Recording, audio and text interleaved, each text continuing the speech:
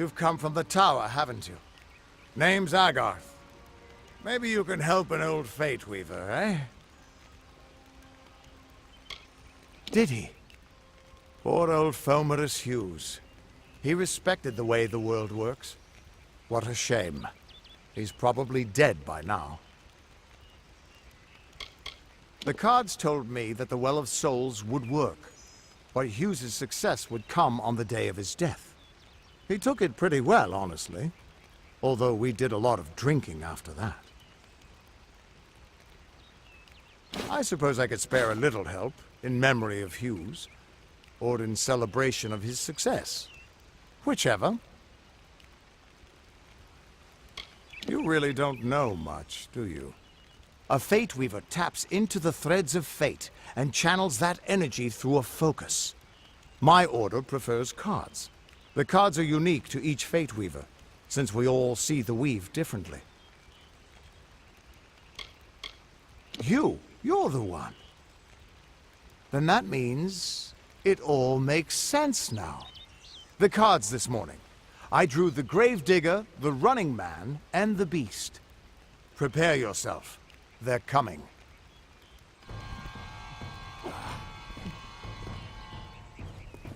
I'd never kill this mortal. Try this one!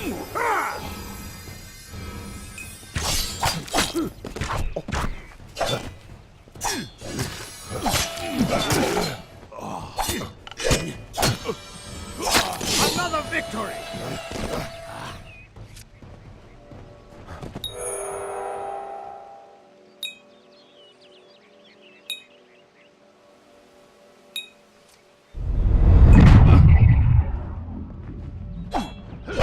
Another dustling to the fire.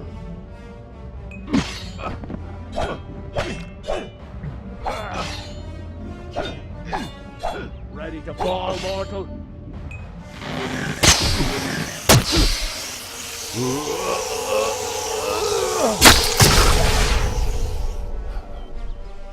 Time for a drink.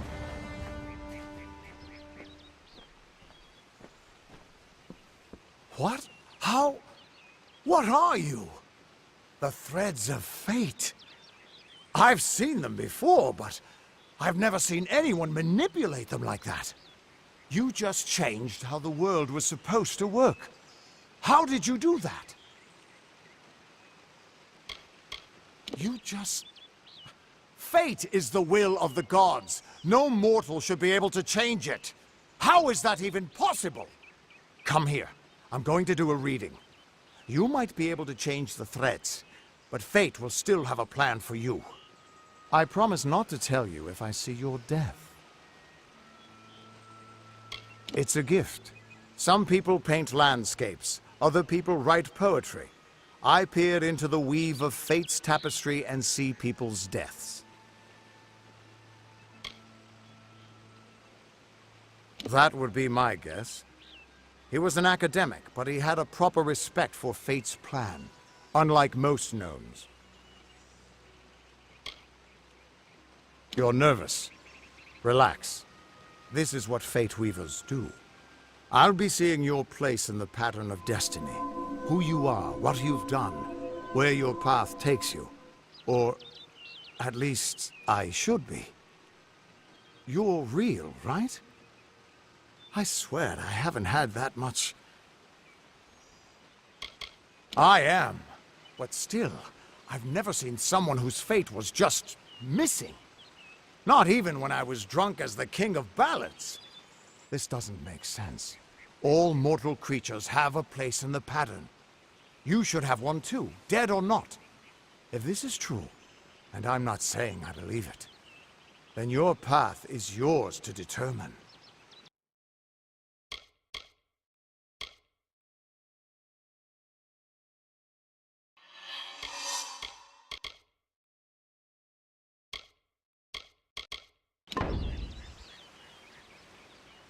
I can see the threads around you, but they're shifting, changing so rapidly, I can't make sense of them. Normally the threads would guide my hand to the cards, and I'd use those cards to see your pattern in the weave. But it just didn't happen. They wouldn't focus. So either there's something wrong with me, and there isn't, or there's something very wrong with you. Damn it, it's the truth. At least, I think it is. The world is changing. You might be a sign of that. Or maybe the cause. I've never had a reason to doubt my own readings, but we should consult with Arden. He's not a friend, but he's got a good eye for the tapestry. I'll meet you at his home to the east. I'm going to see if I can be of any help to the wounded at the tower. That's just it. I don't know if you've got one, but that's why we're going to see Arden. He lives in a little hut to the east in Yulven. I'll meet you there. Once I was Agarth the Unyielding, the Blade of Avgrum. I wrestled the Colossus Priestess and declined knighthood by the High King of the Fae. I was a hero of men, but that wasn't enough for me. I joined the Fate Weavers, hoping to find a way to conquer destiny itself. Turns out fate is the one thing I couldn't fight. You can find Arden's little cottage in the middle of Yulven. Had to move there when he got run out of town. He's a damned good Fate Weaver, but that doesn't make you very popular. Especially not in dark days like these. We are all threads in the tapestry of fate. Measured, woven, and cut according to a great plan. Fate Weavers undertake the task of reading those threads.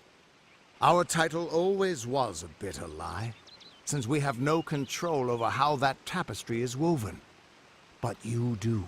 And when a Fate Weaver looks at your place in the weave, we see only the shapes of what you may choose to become. The Fate Weavers were once a great, unified order of sages from all the mortal races. We foretold the destinies of kings and gods. But that power takes a toll. Nobody likes bad news, and all the news in the world is getting worse. The Order splintered long ago. Now the old traditions are all but lost, and all I foretell is the fate of my beer. And I see it being empty soon. Hughes was always an odd one. Curious and determined as any of his kind, sure. He never shut up about his work. But he always knew what was important. He didn't worry about dying as long as he knew he'd get the well working. The Tuatha aren't like any Fae I've ever known. They're cruel, bloodthirsty, and savage. Why, they're practically human. What could this all mean?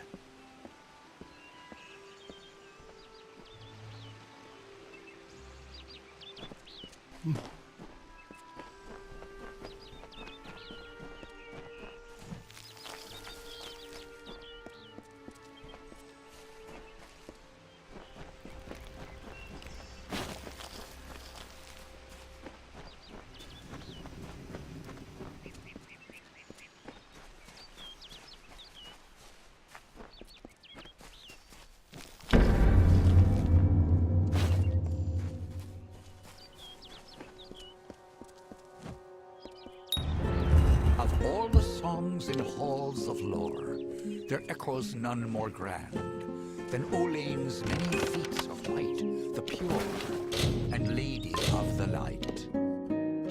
She is a knight of golden knot. She is the cure seeker, the conscience of the summer fae. She is the heart of spring, of day.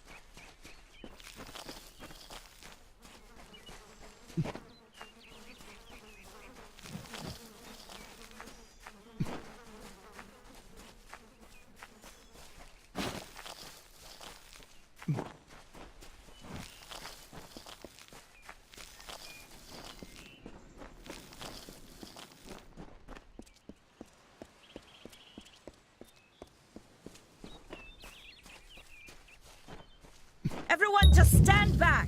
The warden can't work when you're crowding so close. Go back to your business. Go on.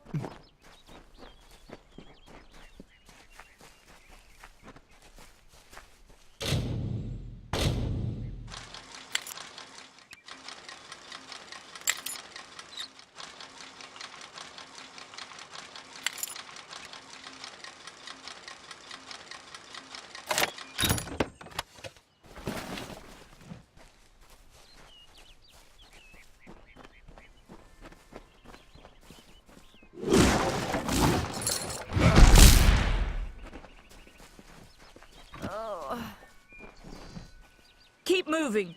This business doesn't concern you. Unless you're an expert scholar on the Fae, I'd suggest you move along. No reason to be out in the open with the Red Legion about. I don't know if you noticed, but St. Ordwig's mission closed its gate moments before that Fae's body turned up on the road. I don't like what that suggests. Not at all. The Brothers of St. Ordwig's are an odd sort, scurrying back and forth across the mission like squirrels gathering nuts. I wonder what goes on behind those closed doors. What are they? I'm not sure, but they've been here for longer than any of us can imagine. They're older than the trees. They have to be. They grew them. Humans and immortals cannot live together in peace, at least not forever. The peace we have with the Summer Court is unnatural. That's my opinion. You might call it a Fae nation, one of two united factions that rule their kind. The Summer Court are not exactly allies, but they do let us be, most of the time. It's the other Fae, the Winter Court, that has spawned the dreaded Tuatha, a vicious clan of killers who wish to defeat and enslave all mortals. Are you playing a trick on me? I would hope so. We're going on 10 years of the mortals and the Tuatha locked in a deadly embrace. Normally, I'd decry the bloodshed, but this is a conflict that we cannot afford to lose. Bandits, but no ordinary bandits. Surely you've heard of Red the Dead Idward. They say he drinks the blood of his captives, that he consumes their souls. Or perhaps those are just rumors. You should be fine if you stay inside the village. Once you go beyond the boundaries of Gorhart, however, your life is in your hands. I'd never seen one of them until a day or so ago.